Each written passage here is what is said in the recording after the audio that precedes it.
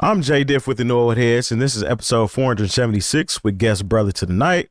This week we had discussions on Killer Mike supporting the Atlanta Hawks Magic City night and how the NBA canceled it. LaRussell being disqualified from Billboard for being indie. Cyhi Da Prynce dropping a track explaining good music information that wasn't shared before. 50 Cent's new diss records and more. Support us and get the uncut 2-hour version of the show by becoming a Patreon member for $5. And if you're on YouTube, please click the bell and turn on notifications. See you in the comments. You are now rocking with the New Old Heads, episode number 476. Good evening, gentlemen. Howdy. Greetings. What's going on, DJ Jay Diff? How you living? Salutations. Okay. I'm here. Right next to you is our good friend, not a guest at this point in any way, shape, or form. Brother to the night, how are you? Good, working on great, brother. Hey, man, that's all you can do. Mm-hmm. And then right next to me, our good friend, producer extraordinaire, teacher, Lonegevity, how are you? I'm good, man. Longevity. Don't call me long. Yeah, exactly. Long. Anyway, episode number 476. We're back in the building, and I guess we'll start off with just some. Magic City and the Atlanta Hawks are canceled. So the Atlanta Hawks' decision to host a Magic City Monday theme night has officially ignited a firestorm, resulting in swift cancellation by the NBA. I don't know if it was swift necessarily. I wasn't swift at all. And a fierce defense from the city's nightlife by rapper Killer Mike. And this was brought up by Luke Cornett, I believe, who plays for the Spurs now. A bum. Yeah, I would. The guy who jumps straight up like this. I wouldn't know who Luke Cornett was until this happened. Mm-hmm. Yeah, I mean, I knew of him, but I mean, you know why you know? Because he's on the game. he is. Yeah. That's how I know a lot of baseball players. I did until I started betting. Well, and you playing MLB The Show. I didn't know baseball players like that anymore. I also knew him because he's the guy who was famous on the Celtics for jumping straight up with his hands. You know, he would like not be anywhere near, but he would like try to get in the vision of the basket and do that thing. So I don't know. Verticality. That sounds like some sucker shit. Created by Roy Hibbert. Oh, man. Did he start? Was he the one that started doing that? Yep. Come on, Roy. Yeah. Anyways, here's a video from Killer Mike talking about it a little bit, and then we'll ask some questions. Magic City has been a black-owned business for over 30 years in my community. That community has given entertainers that happen to be dancers a place to entertain. Those women have went on to become business owners, moms, wives, and more. And the culture that Playboy started in the 50s lives in the Atlanta gentlemen's club scene, whether that's Magic City or the Blue Flame or Peaches. And if you don't understand Atlanta, just hush up and be quiet. If the city of Atlanta embraces that, and they've done a beautiful documentary, Jamie Gertz's company produced a beautiful documentary on Magic City, then we should be supporting our city and not just for chicken wings. We're never going to get rid of adult entertainment in Atlanta. That's why they call it adult entertainment. It is one of the things that has helped desegregate, resegregate, keep our community black-owned, keep people who are in ownership positions. When you go to Vegas, the strip clubs aren't owned by people who look like the people who work there. When you go to Miami even, it's not that. So if you come to Atlanta and they say they like the girls in the chicken wings and the city doesn't have a problem with it, shut the f*** up. Yeah, I can dig it, but I can't. Well, who wants to go? So does Killer Mike successfully frame Magic City as a legitimate economic pillar for black entertainers, or does his rhetoric alienate the very audience the Hawks need to sustain a broad fan base? I think it's messy. Messy? Yeah, Okay. I mean, I understand what he's saying. Obviously, Magic City is a black establishment that is, you know what I'm saying, giving opportunity to a lot of young ladies to, you know what I'm saying, have a lucrative career before they actually start their careers. It's a place where artists come in town and they spend their money. But I disagree on that being the reason that there should be a Magic City night at an Atlanta Hawks game. You know what I'm saying? Because there's much more rich culture in Atlanta than the strip clubs. It's like you're basing it all on the strip club experience. I think everybody in here that's been to Atlanta possibly has been to an Atlanta strip club, and it's definitely an experience. You know what I'm saying? But that's not what I'm basing my experience of Atlanta on. You know what I'm saying? And then for an Atlanta Hawks game, which is an NBA team, for you to just insert adult entertainment into the NBA game. I mean, kids come to these games. They wasn't going to do that, though, man. It wasn't like they was about to have strippers dancing. I mean, I understand that, but it's the same reason you don't have a Playboy night at the basketball game. It's not appropriate in my personal opinion, especially having a daughter. I don't think that's appropriate to associate a basketball game. What you do after the basketball game is different than what's going on at the basketball game. I can't see that being a reason why it's okay to have a Magic City night just because it wasn't going to be strippers there. So they don't have a Playboy night at the game, but they for sure will parade Hugh Hefner. They would parade Hugh Hefner and put him on the screen at the game, and everybody knows what Hugh Hefner is famous for. All right, so they should do the same thing with the owner of Magic City, I guess. They're not going to do everybody that. knows who Hugh Hefner is. Like, so I think this was specific to Atlanta. Mm-hmm. You know what I mean? Like, I think if you're the owner of a franchise, you should be able to run the franchise however you see fit. You know what I mean? And as long as it does not diminish the product. I don't think what they were doing was diminishing the product. Nobody was going to those games, no way, because the Hawks been ass this year. You know what I mean? So if that's what they needed to do to drive people there, you know what I mean? And all you was coming to get was some chicken, you know what I mean? And celebrate and some merch. Because it wasn't, like I said, it wasn't like they was having people dance on the stage, or they weren't having dancers. And hell, you got cheerleaders walking around like dancers anyway. It's true. Yeah. So like, what's the difference? I don't know, man. They be wearing a little, they're risque. Yeah. No, I this is the thing. I, in a way, can say, okay, we're celebrating the culture of Atlanta, which includes, for some people, because everybody is not strip club people, Magic City. Then I thought maybe this is something we celebrate the culture of Atlanta. Maybe Magic City should be a footnote, you know. But at the same time, the NBA wants to sell itself as family entertainment. The way they're able to make their money is if mom, dad, couple kids, they show up and buy 4 seats, buy the hot dogs, get chicken wings, nachos, and maybe buy a jersey and a hat. You know, and so while I kind of get it as far as embracing the culture of Atlanta, I do see why this is not a good idea, you know. But at the same time, this is where, you know, because, you know, there's always the thing was like, oh, you know, strip clubs, and there's always the ties to the underworld, and this, even though it's not that now.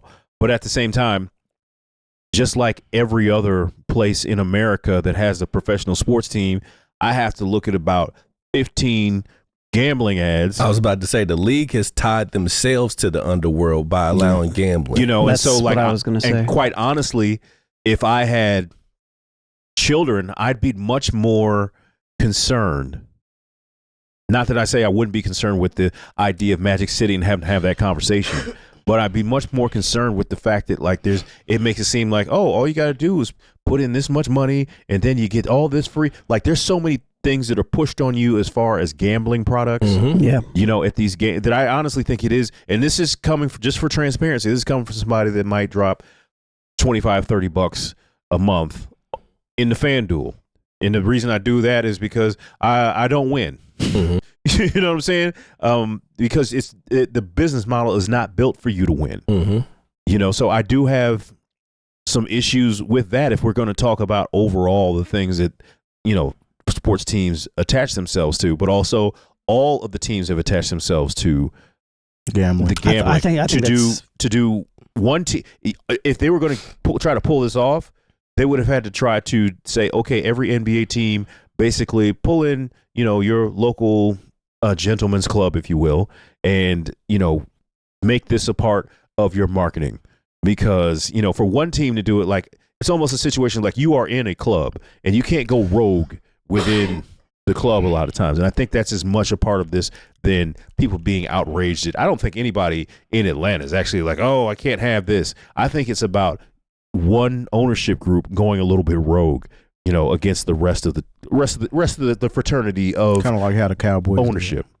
Yeah, I mean, I can understand NBA ownership. Yes, I can understand that, but in the same token, I feel like, I don't know, it's just weird. I actually like Magic City, but I don't associate an NBA team this is like one of those things that you never would expect to happen. It kind of goes into what's going on with the country right now.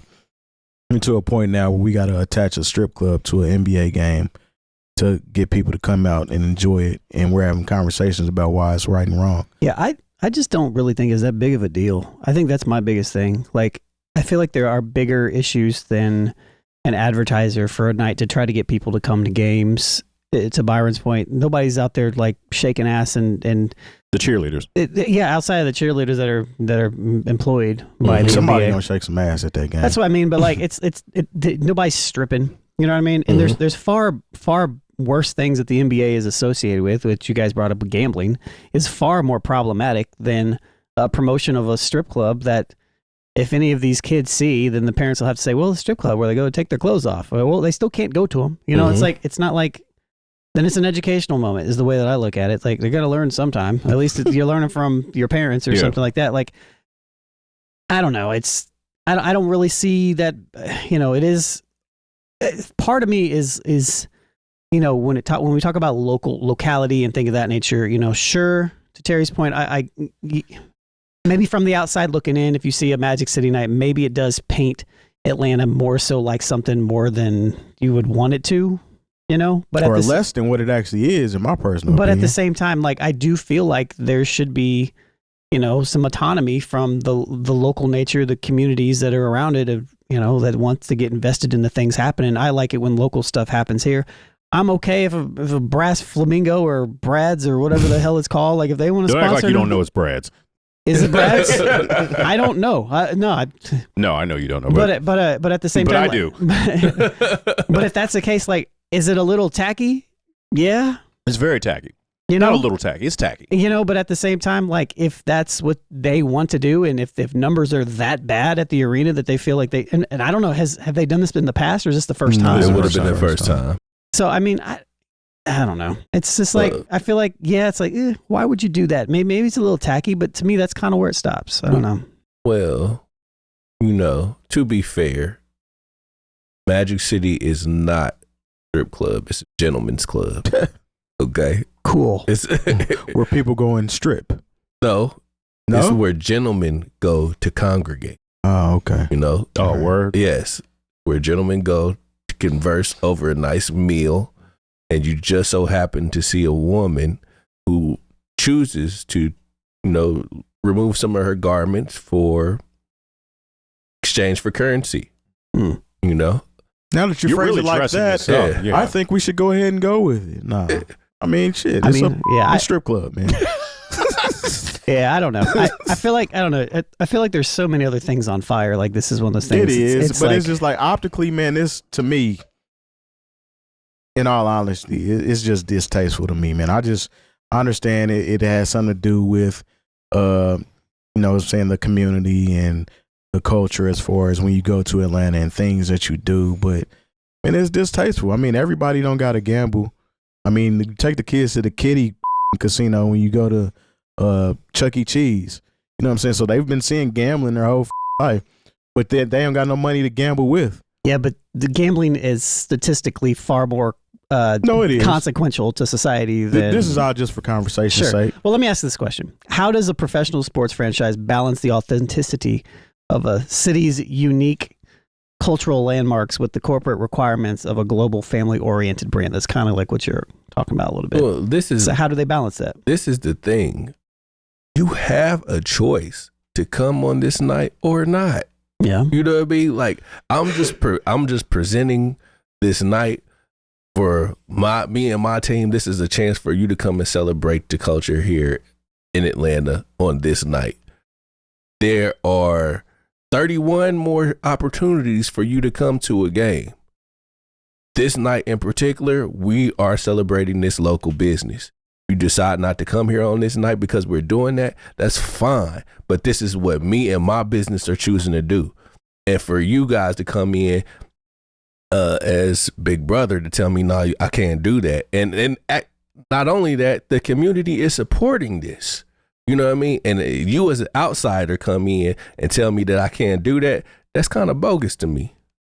Yeah, I can dig that. Yeah. I mean, it's just part of the thing as far as the corporate entity of the NBA. Just like how the Cowboys were selling slots for people to advertise and going the opposite direction of other teams. Other teams didn't like that. Groundbreaking. It was a groundbreaking situation And where everybody everybody does fined. Right, everybody does it.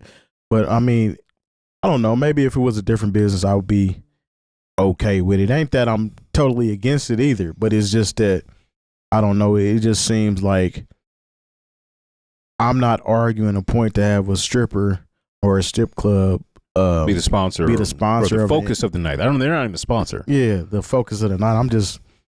That shit's just weird to me, man. I don't even know how we got here to where that's even an option. No, I think, first of all, like you said earlier, people are not engaged in the Atlanta Hawks. My sister lives in Atlanta. Don't nobody care about the Hawks. You know, so they've got to do something. And on a national level, you know, the one kind of star they had, they traded to the Washington Wizards because they must hate him, because that's the only reason you trade somebody to the Washington Wizards.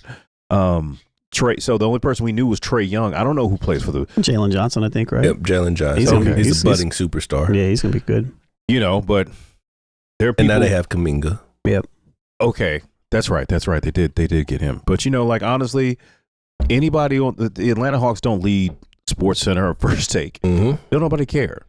You know, and honestly, that is because even with the Pacers not being good this season, I still, you know, will still check in on them. Like people in Atlanta they have other things.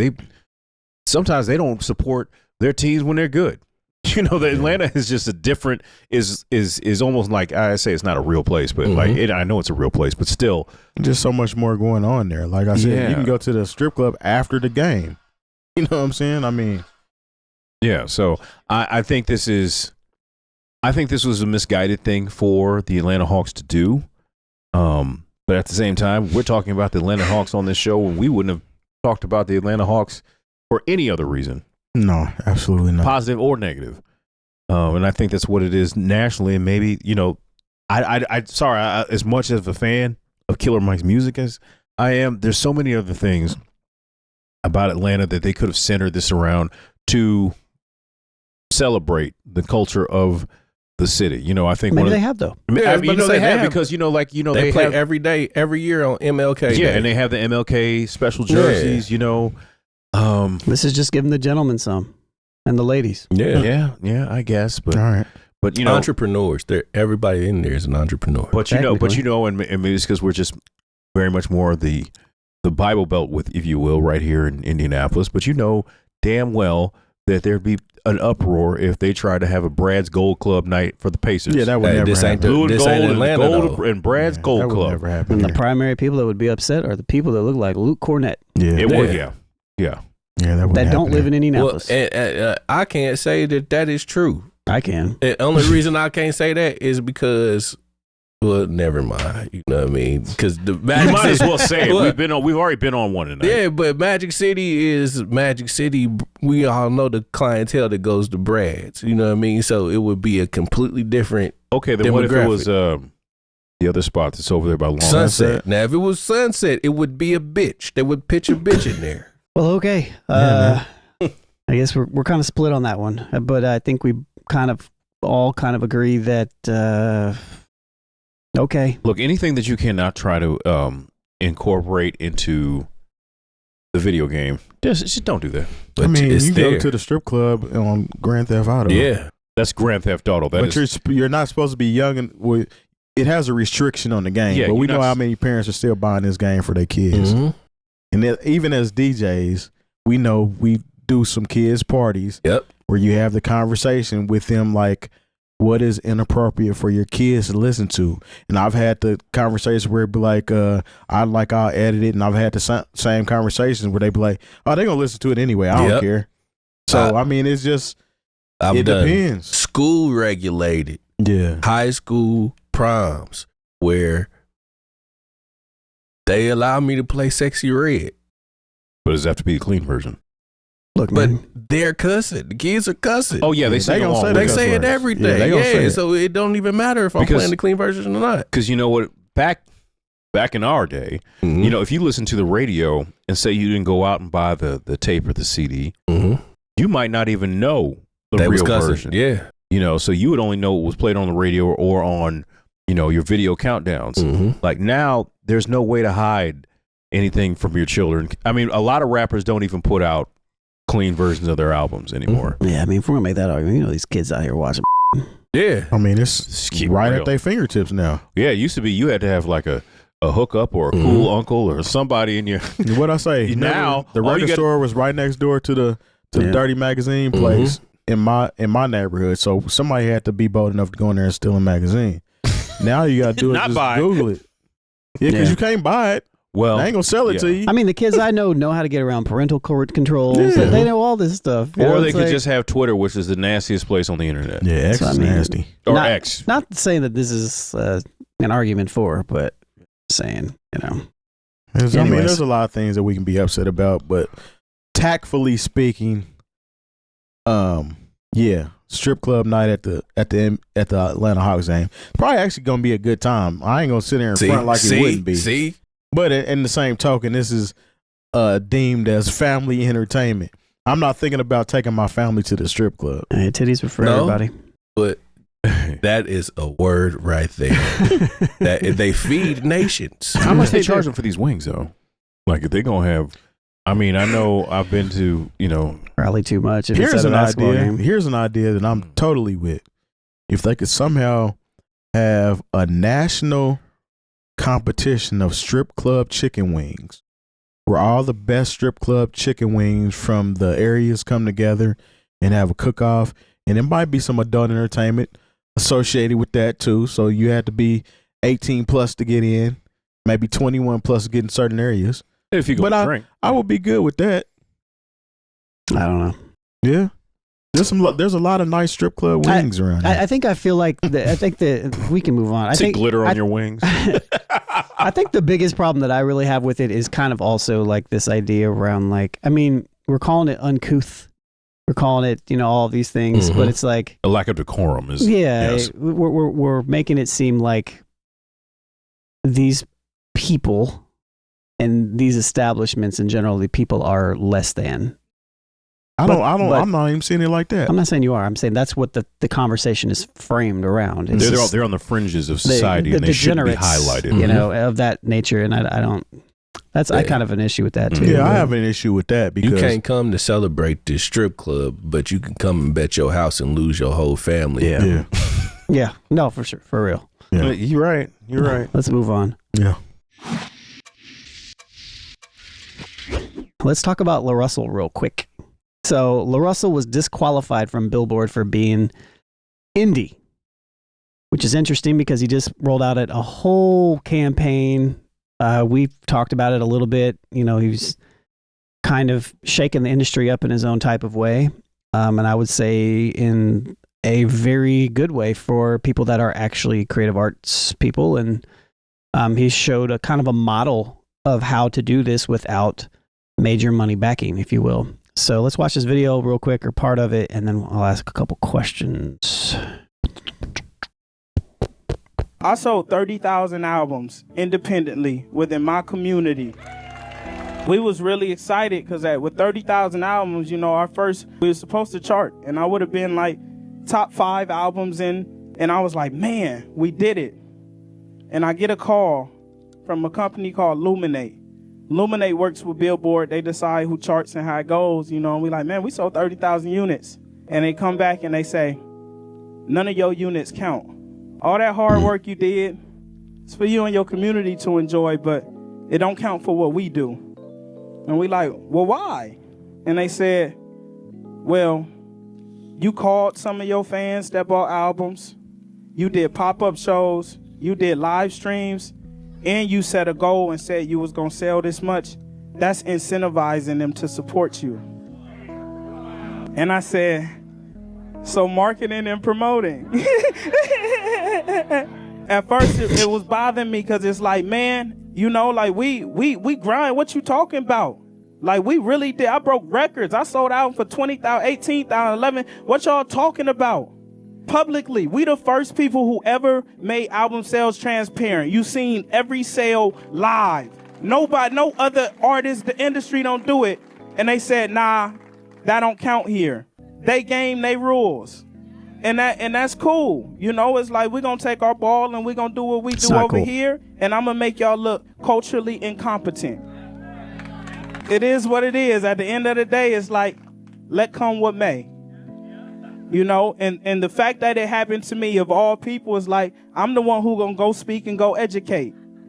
All right, it's cool. Let me tell the people what's going on though, and then y'all could talk to that. So it is what it is. We didn't chart, but we know what the fuck we did. What does it matter if they not? What does it matter if they not acknowledging you? If your people acknowledging you, Yeah. you know what I mean. If you got people coming out to you and buying records, what does it matter if that you're not getting recognized from these people over there? They don't give a damn about you no way. Yeah. Just continue to market and promote like you said you are. The people that need to know. And hell, that's not nothing new, because I think they did that with Travis and was it Travis when he was selling talking about the bundles? Yeah, when they started doing bundles and stuff, they started discrediting people's But they counted streams. those. They did count those? They did count those. That's why Nicki Minaj is really mad when I think she dropped an album the same days as Travis. And it was like, oh, well, he did bundles and this, that, and the third. So it's always been this thing. She's so bitter. But yeah, there's. I don't know. I didn't know. Did you finish your? No, yeah. Okay. I didn't want to. I'm no, sorry. you're good.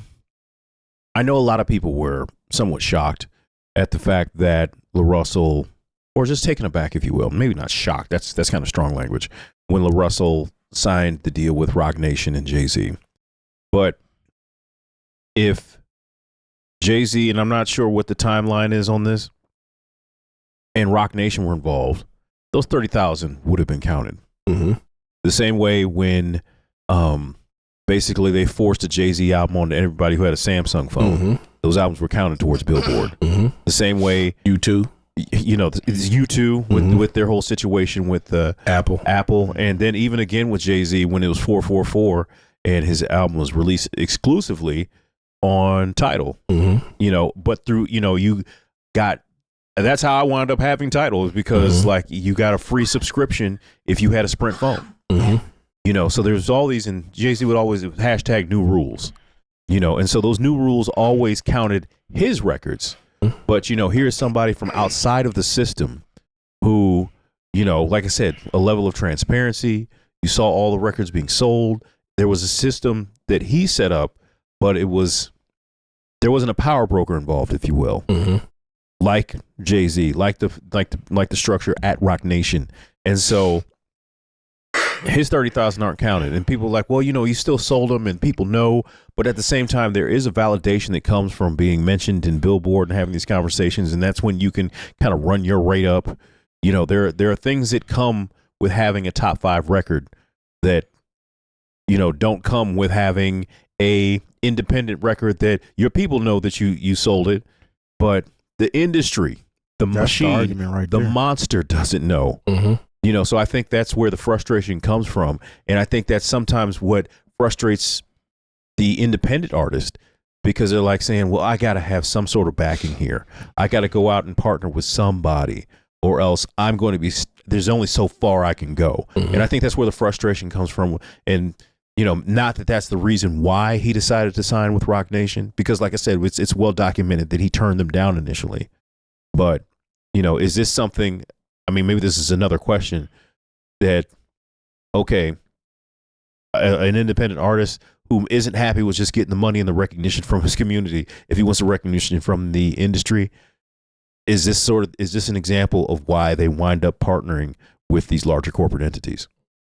Yeah, I think so. And I think it's the wrong play for him. But obviously he knows himself and what he needs more than that. But man, you sold 30,000 records, man. We are in 2026. To your point, you can, that's enough. Mm-hmm. He's documented enough that he doesn't need to have this conversation. He doesn't need to have this relationship with these major corporate entities if he doesn't want to. He doesn't need that to do any of the stuff that he needs and wants to do. I don't feel like he does. Now, maybe there are specific things that he wants to do to align himself with something bigger that maybe he feels like he needs to. But I felt like he was on such a path to really kind of repaved the way completely that it is a little disheartening to see him kind of go down that path a little bit. It is a little bit disheartening to see him upset that he's not charting on Billboard. Like, What is Billboard? yeah, what is Billboard? Like, who cares? You know, like, so, I mean, I guess I understand it from one perspective because, you know, you build it and you want the recognition, but, you know, you did it your own way. And I think there's more merit in that, if I'm going to be honest. Yeah, I think honestly that him not getting the recognition from Billboard or whatnot adds to his appeal. It is, I understand as far as he wants to have that attached to him, if that's the case, in order to be able to charge more to do things Or sell. more records. But I feel like even though he's not getting that recognition, this just adds to more of the appeal for people that want to actually rock with him. It's like he's for real just doing him. He's getting it out the mud, essentially. Of course, he is signed with Rock Nation now for distribution. But I think the only time that a Billboard is going to make sense, or it just depends on the artist. If the artist wants to go that route, or if they want to kind of, you know what I'm saying, just make their money in the shadows. Because him selling 30,000 records on his own, he probably made more money doing that than if he sold 1 million copies under. He definitely did. You know what I'm saying? Under an imprint. That's So what I mean. Like, what does a Billboard chart actually do for you? I mean, it as far as booking is I concerned. mean, really, but okay. But some But how? people, He books his own stuff. he does, but he gets to charge more. Does he? Yes, I mean that's just Why? part. That's just part of it. Just I- like Bigger how I don't think that's- so. I don't think That's so. like how well, we haven't even got there yet, but like how Cyhi was talking about his cosign and getting things from Pusha T made him be able to charge more for things. Having certain things on your resume is going to book you or grant you more money. Of course, you can charge whatever you decide you want to charge. That don't mean that they're gonna give it to you. Let me say this, and I'm gonna say this respectfully because LaRussell is pretty popular act in the Bay. Sure. But the juice got to be worth the squeeze, man. It's a lot of hoopla and stuff behind this, but the product and the music ain't worth it to me. You know what I mean? Like, to you. yeah, to me. That's it to me. Okay. LaRussell does those numbers in the Bay. You sold 30,000 units in your community. You do those shows in your community. Is LaRussell going to do a 5,000 seat venue in New York? Is he going to be able to sell that out? I don't know. Or Indianapolis. You don't have to take the extreme. Hell no. Well, So you Indianapolis is more extreme than New York. Yeah. Well, yeah. Why you say it? Yeah, Yeah. you're right. You're right. Like, yeah, he's definitely not doing it here. But in New York, could LaRussell sell out SOBs? Is he that big of an act yet to where he could do that? I think he can. I think he probably can do that. SOBs. Yeah, he can do that. But like, I just think it depends on what you want as an artist, man. At the end of the day, again, 30,000 records sold.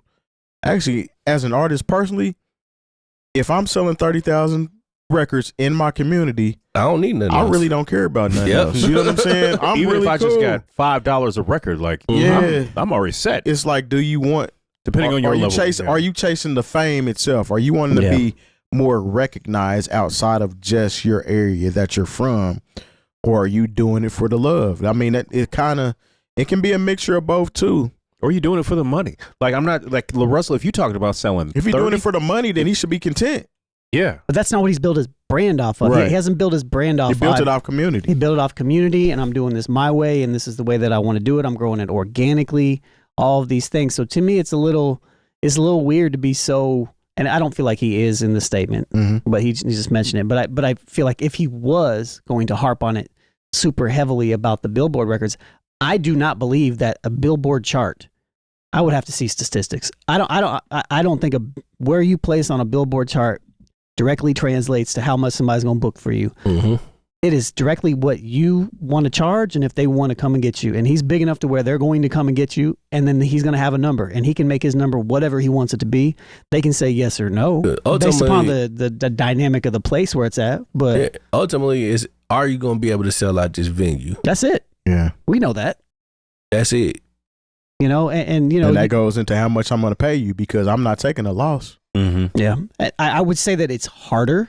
It would be harder for venues because they're not going to be able to check certain streaming metrics and things of that nature. Mm-hmm.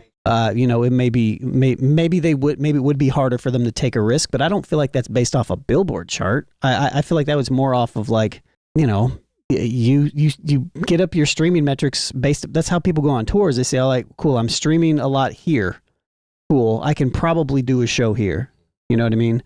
And things of that nature. I mean, we've been a part of shows here that with national acts that are just as bigger than LaRussell, have done bigger things and haven't had a Positive major positive turnout or anything of that nature. You know, it doesn't mean that they're, you know, I just don't see where a Billboard chart specifically and being, you know, like really leaning into this like it's that big of a deal is really going to affect him. Really, unless it's a personal milestone for him. I Sure. mean, there's a lot of if people that's the case, then that okay, I get it. Yeah, just pay. I think part of his argument, whatever, is, hey man, pay me what you owe me. I did the work. I sold the units to chart. Take everything else out of it. Just pay me what you owe me. I deserve to be number 17 on so-and-so chart. I need to deserve number 4 on this chart because I have sold physical copies of the record. Yeah, he did it the way that he was supposed to. He just didn't play their game. Yeah. That's it. It ain't the first time. I mean, we always talk about E40. E40 started the same way. And these are all Bay artists. Yep. Interesting enough. Too Short. Yep. All of these people sold music out of their cars. Mm-hmm. And JT the bigger figure. went platinum in the hood, and it didn't, Billboards didn't matter. I mean, eventually they got to that point where they were included in Billboards, but I mean, at the end of the day, me personally, if I'm selling 30,000 records, I could care less about a Billboard. To me, that's more the essence of what you're doing anyways. But especially you selling one and he sold copies for like 20 grand. Somebody else paid 10 grand. I mean, he gets to keep all of that money. Yeah. So does this push a counter narrative that he's been pushing to suggest independent artists should work within the system as opposed to do something counter? I don't know. It kind of feel like it. It does kind of feel like it to me. Yeah, it's kind of like when we talk about the whole Grammy thing, to where we understand where the Grammys should not be something that validates an artist's greatness or their artistic viability. But it's nice. But it, I said if any of my friends who I consider to be actual artists found themselves on that Grammy stage, I'd be the first one standing up and clapping. And I think there's part of that with, like I said, with LaRussell's just like, just pay me what you owe me. Like I did what I was supposed to do. Payment, like when you're talking about, you incentivized people to buy your record. Yeah, that's marketing. What do you think it is when, they used to do flyaways and artists and contests for you to come meet the artist? And it's all.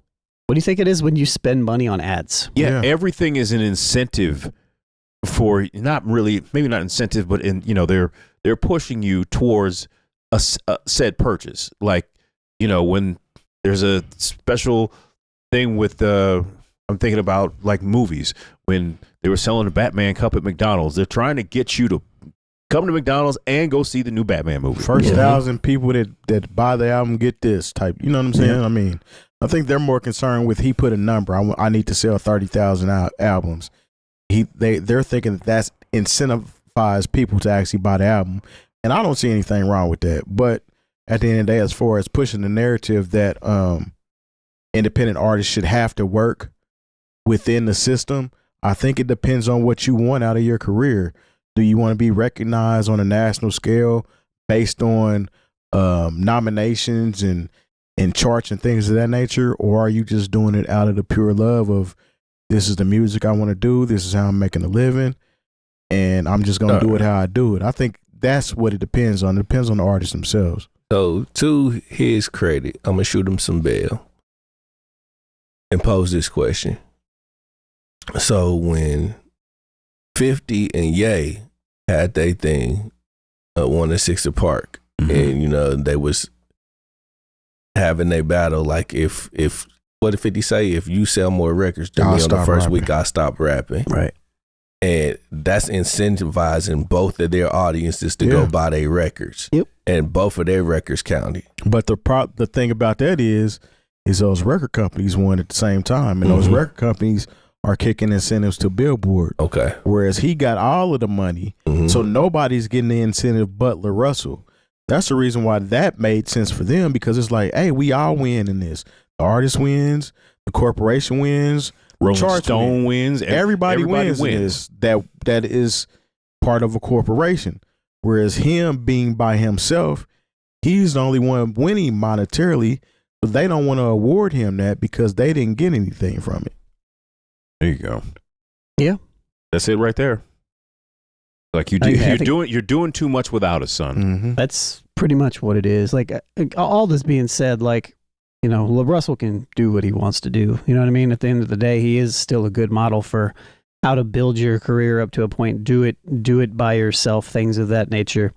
I think I'm just, me personally, I'm more from the school of thought that, like, if you can do it without involving big money and having big hands in your pocket, don't do it. You know, like, but again, I'm also pretty much anti these corporations and things of that nature. So, like, I don't want them to get any of that money. Right. Like, I want every artist to follow what I teach. That's what I teach. Do streaming afterwards if you want, you know, like, if after the fact, but like, push it, do it independent, you know, like, we got to break it up. You know what I mean? That's the way that I look at this. So I do look at, I am a little bit, when he signed the Rock Nation thing, I was like, all right, I get it. And when I saw him, the first part of this clip, I was kind of like, why do you care? You know, but, you know, we all have different goals and things. And that's cool. Yeah. You are now listening to the New Old Heads podcast. Our official 1-hour episode is released every Saturday at noon Eastern, but we share the exclusive uncut 2-hour episode to our Patreon members early every Wednesday. The show is brought to you by Coleman Dental, Indie CD and Vinyl, and Bringing Down the Band, and most importantly, you. Support the show directly by becoming a member at patreon.com/newoldheads, where we embrace the new, respect the old, and remain ahead. Cyhi Da Prynce dropped a good music insight into good music. Who knew clothing would be the reason that the bros change? We've all listened to the record. If you've listened to the record, great. Pause, go listen to it and come back. Brings up some questions that maybe we can talk about here. So the first one is, does this new record, Good Days, make you look at Kanye West, Ye, any differently? No, not at all. I guess maybe a better question before we get started is, like, what specifically did he say about Ye that would make somebody do a double take in general? I think what he said about the red hat. Red hat changed none of y'all life yet, so all that cap about his cap really wasn't that controversial. Yeah. There was about how it didn't change how y'all living anyway. How, and part of me gets that, but there were so many things that were tied to the red hat and the mentality that comes after that. The talking about how Harriet Tubman didn't actually do anything for black people. Slavery was a choice. Slavery was a choice. Then eventually wearing the black Klansman robe. There's a lot of stuff that he just did that last year. It's something way more. And I understand this is your friend. Like, I have friends that I would defend. I don't know. This would be hard to defend. There's a lot of people who are like, had to check out on Kanye because it's like, look, you messing it up for everybody. Well, see, I think the problem is Cyhi has ate handsomely off of Kanye. Mm-hmm. You know what I'm saying? As far as being a part of good music and in the camp, and he penned a whole lot of hits for them. He kind of owes his success to Kanye. Being in his position that he's in, he's an elite lyricist, dope artist. He's actually one of the best artists that never has gotten their proper shine, to be honest with you. He still feels an allegiance toward Kanye. Mm-hmm. Whereas everybody that he addressed in this song have separated themselves. They've separated themselves, but they also have a success outside of Kanye. Mm-hmm. Cyhi has a success outside of Kanye, but it's more like of an underground hip hop. Those that was tapped in knew who Cyhi Da Prynce was. Whereas the other artists that were on good music had already solidified themselves as who they are. So it didn't matter that they was working with Kanye West or not, they still were gonna stand on their own. The same thing with like Consequence. Consequence always goes to bat for Kanye. True. Consequence has never stood on his own, and this is somebody that was from the Tribe camp. You know what I'm saying? He's cousins with like Q-Tip or something like that. They never were able to stand on their own, so they feel like they still have an allegiance toward this guy. Yeah, big teeth. Teethuses. Yeah, you should call him. So I kind of feel like that's the reason why he feels so strongly about this.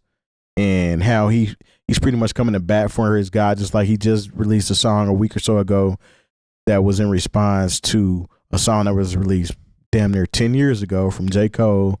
What was it called? Cyhi song? False Prophet. False Prophet, where J.O.O.D. kind of took a little shot at Ye. And now Cyhi felt the need to address it, which in the song was fire, I ain't gonna lie. But it's like, now that he has to stand on his own, it's like he's still aligning himself with Kanye. And it's not necessarily making people look at Kanye any differently. It's making you kind of be like, okay, I kind of understand what you're saying, but in the same token, that sounded fly to say on the record. Yeah. But that doesn't mean that, you know what I'm saying, just because you're saying this, that I have to take it as gospel, so to speak. So doesn't make you look at Cyhi any different that he's still defending Kanye. It makes me look at Cyhi the same way I looked at Rhyme Fest when he came out with Brand New in his video and he was carrying Kanye's bags. Or that time where they were like in Hawaii or something and Rhyme Fest was sitting on the ground and Kanye was like, what do you think of this idea? And it was complete ass. And he was like, yeah, I think that's good. Like, okay. Yeah, I mean, it's not gonna make me look at him any different, but it does make me look at him as the yes man out of the crew. Although he's not a yes man in yes man standards, but as far as this situation is concerned, it's like you almost co-signing anything that Ye does because he gave you an opportunity. Yeah. What do you think, Jay? I mean, like I said, I understand having a level of loyalty to somebody who may have done something for you that no one else could do. Or if you even consider, I'm not sure if they consider themselves to be personal friends. But even in those situations, you have to hold people accountable for their bullshit. And that's what Kanye has been on these last few years. Like I said, we've talked about it extensively to the point where we almost didn't want to talk about it anymore because it's like, do we really want to address this level of foolishness? We didn't talk about the last thing he said. Did we? Did you? Him and his cousin? Oh no, we ain't talking. No. That wasn't even the last thing you said. But yeah, we didn't talk. No, about we decided that. we weren't going to do that. No. Yeah, and so freaky boy. Freaky boy. That's not even freaky. That's just criminal. Let's not. We're not doing that. I just think that Cyhi, I mean, he's probably conflicted in his own way, but sometimes people say, okay, instead of jumping on this man when everyone else is, I'm going to come to his defense, and maybe because I have a level of compassion for him, I'm going to try to get you to understand and have that same level of compassion. It's just hard for me to listen to because I'm like, well, you didn't see all this other bullshit? Yeah. And so, I mean, he literally decided to go ahead in the studio and do a record called Hail Hitler. Like, come on, man. Like somewhere along the line, these are, you can say and I always want to be respectful of people in their mental spaces and their whatever it is they have going on. But like, it was a conscious effort for you to write some of these records and write some of these things down, go into a studio, hit record, and then say, let's put this out. Like there's a lot of steps there that somebody either could have counseled you through or you just decided not to listen. And these were things that you wanted to do. But this is why I don't hold. I can't hold much fault to him on some of these things. I'm shooting him some bail because like I said, you got so much bail money. No, I think that dude is really off. He is though. Yeah. So you got to look at who the people was he was surrounding himself by, and they was telling him that it was cool. What he was doing was cool. Yes, so that's why he too did many it. of them. Yeah. And he don't got all his faculties. So Yeah, he was surrounded by he's people missing telling him some that marbles. stuff was cool. Yeah, and he some- went in there and did that stupid ass shit. Yeah, if somebody doesn't say, "Hey, Kanye, could you maybe not wear the Klan robe on camera?"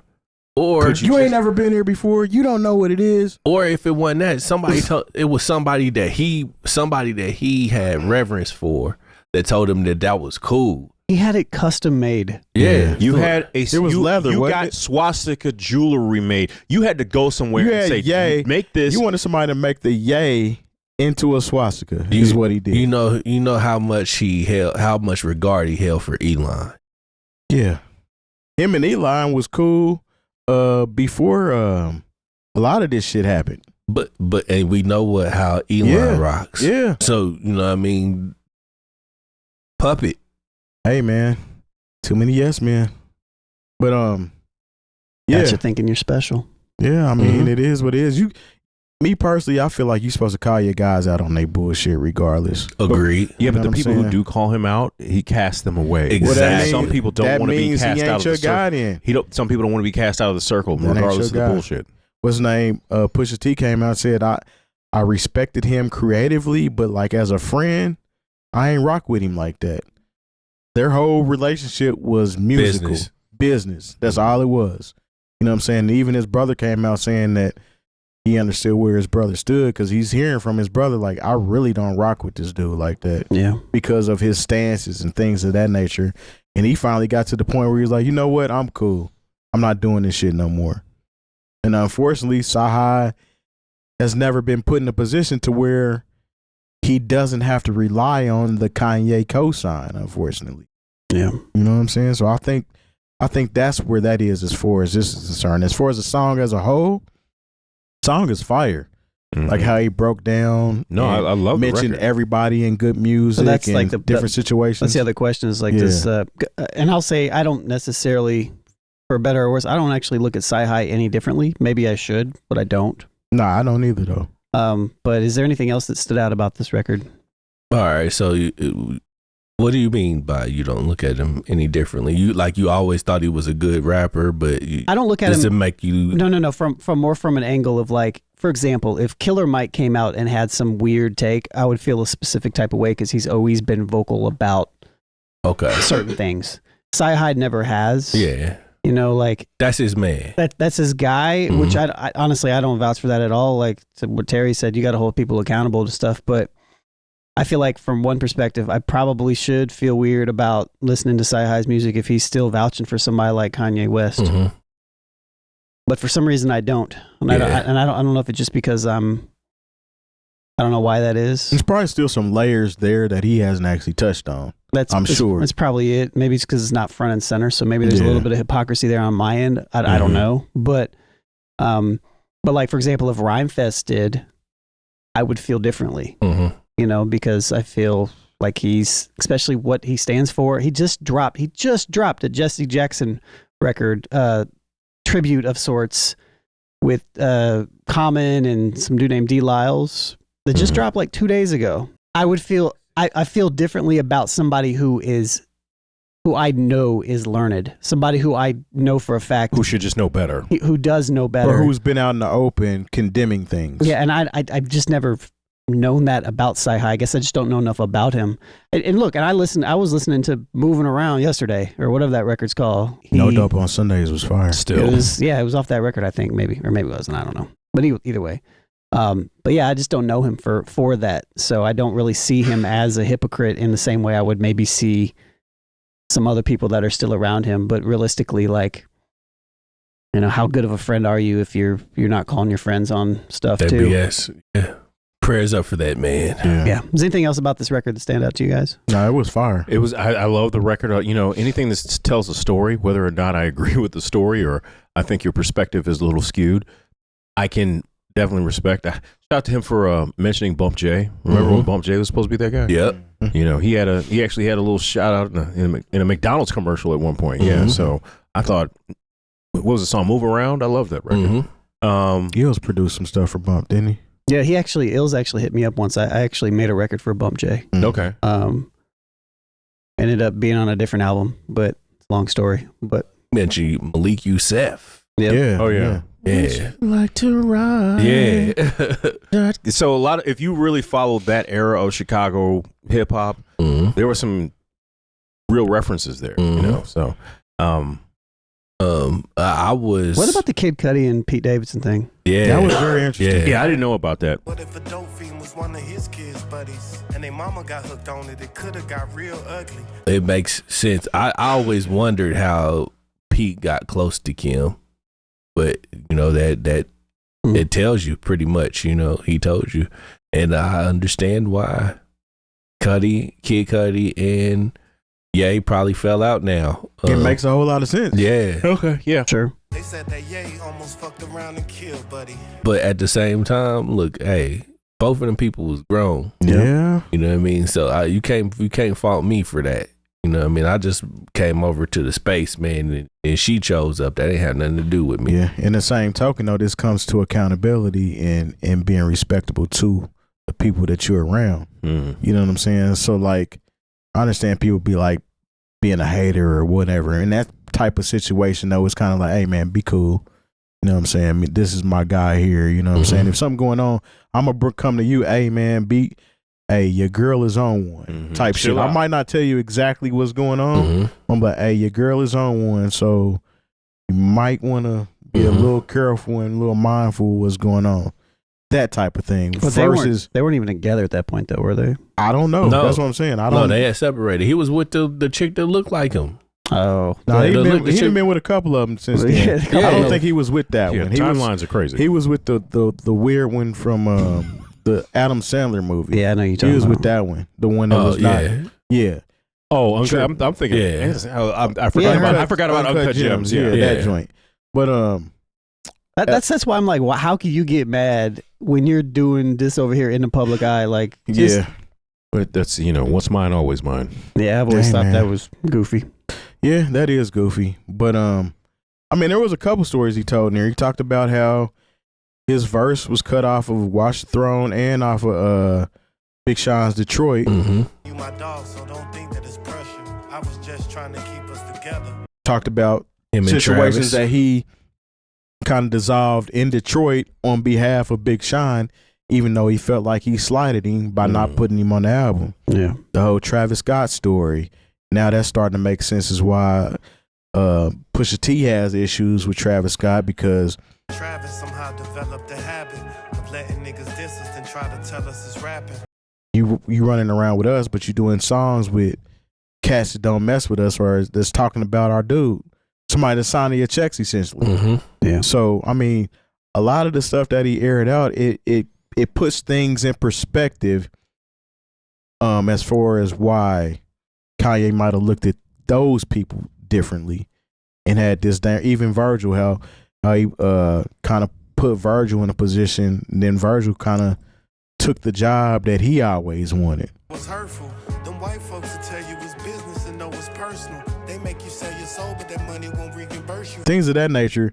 Okay, I understand that. This is almost like the what's it called, the enemy arc story, or the villain origin. Yeah. villain arc. origin. It's kind of like you're telling a story to get to the point of why Kanye is like he is right now. Hell, Travis might feel some type of way too, though, because hell, you bringing all these other rappers around my baby mama. You know what I mean? And they doing whatever they doing too. So, hey, that's why I don't know who I've been ran through that other than the people that we know of. But I mean, still, hey, God bless. yeah. We brought Tory Lanez around. Did he bring Tory around? Oh, yeah, he no. brought Tory around.